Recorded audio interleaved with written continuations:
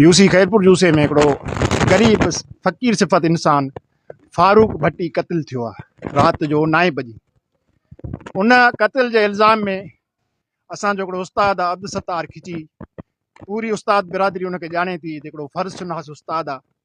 उनखे ऐं उन जे अज़ीज़नि खे फसाइण जी कोशिशि कंदे उन्हनि जे मथां कूड़ो केस दाख़िल कयो वियो आहे। हालांकि सॼे तर इलाइक़े जा माण्हू इहा गवाही ॾियनि था त जेको इन केस जो फ़रियादी आहे गफ़ार भट्टी, उन ई इहो क़त्ल कयो आहे। उन जे करे असां पुरअमन एहतजाज करे प्रेस क्लब ते आया आहियूं। सूमर ते असां यकीनन SSP साहब सां बि मिलंदासीं। असांजो मुतालबो, असांजो मौक़िफ़ इहो आहे त उस्ताद अब्दुल सत्तार बेगुनाह आहे, असुल क़ातिल गफ़ार भट्टी आहे। उनखे तहवील में वठी पुलिस जेकॾहिं जांच कंदी त जेके बि असली क़ातिल आहिनि उहे साम्हूं अची वेंदा। ठोस मौक़िफ़ आहे त पुलिस SSP साहब का ईमानदार ऑनेस्ट ऑफिसर खां इंक्वायरी कराए। जेकॾहिं असांजो उस्ताद उन में मुलविस निकितो त असां पाण उस्ताद खे सज़ा जो मुतालबो कंदासीं। जेकॾहिं उस्ताद क़ातिल न आहे ऐं उन ते कूड़ो केस आहे त उहो कूड़ो केस दाख़िल कराईंदड़नि खे कानून जे कटहरे में आणे असली क़ातिल खे गिरफ़्तार करे। ॿी सूरत में पेटलफ़ जी कुवत ऐं ताक़त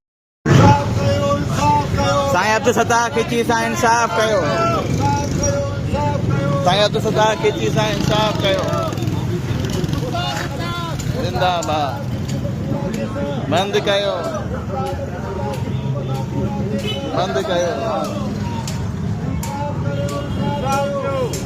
साईं अब्दुल सत्तार खिची मथां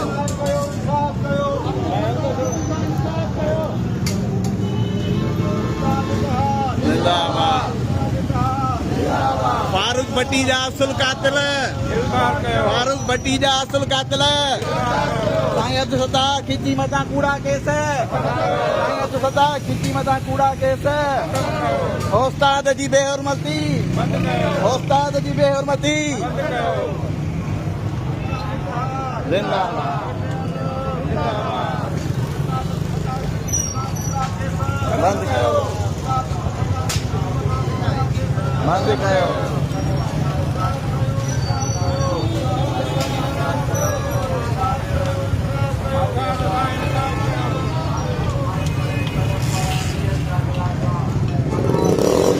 हिते थोरो गॾु थिजो।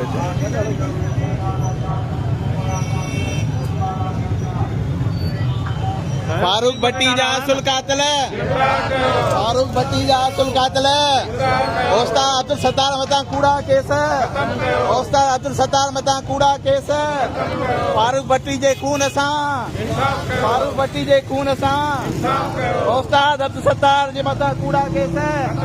उस्ताद जी बेहुरमती, उस्ताद जी बेहुरमती।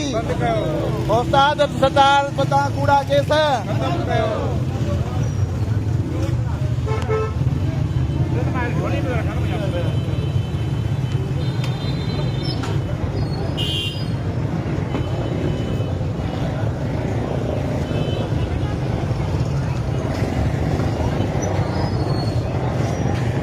जो उस्ताद हेड मास्टर गवर्नमेंट प्राइमरी स्कूल गोगारी, उनखे इन फारूक भट्टी जे क़त्ल में फासायो वियो आहे। अफ़सोस सां चवणो पए थो जेको अब्दुल गफ़ार भट्टी ॿुधाइनि था असांजो फ़रियादी आहे, हे फिल्मी सीन जीअं जेको क़ातिल जेको मक़तूल आहे मरी वियो आहे उहो उन सां गॾु उनजो चवणु आहे त साईं बस्ट लॻा, गोली लॻी, हो मरी वियो, मां बची वियुसि। जीअं फिल्म में को सीन हूंदो आहे।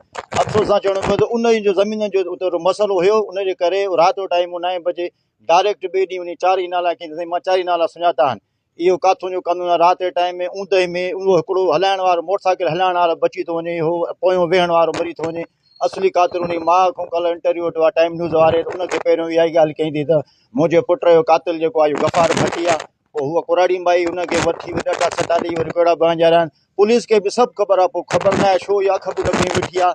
साईं जे चवण मुताबिक़ असांजो उस्ताद सां इंसाफ़ न थियो त सूमर ते असां एहतजाज कंदासीं।